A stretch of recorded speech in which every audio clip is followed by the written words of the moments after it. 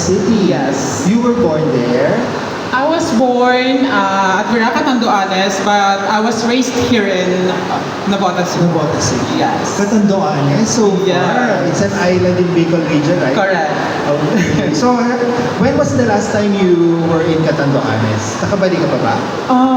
That was actually 5 or 6 years ago, if I'm not mistaken. Okay, so it's 5 years ago. Before or after the pandemic? Before the pandemic. Before the pandemic. So, Yeah. 6 years ago. So, kamusta na ang Catanduanes ngayon? Kasi the last time I visit Catanduanes, hindi pa siya ganun kaganda.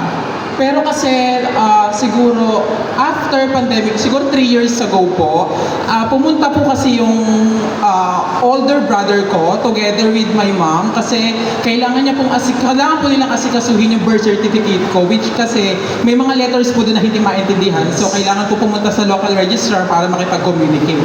Then sabi niya nung pagka-uwi nila na ang laki daw ng pinagbago po ng Catanduanes despite na karamihan sa mga bagyong dumarating doon is talagang devastated.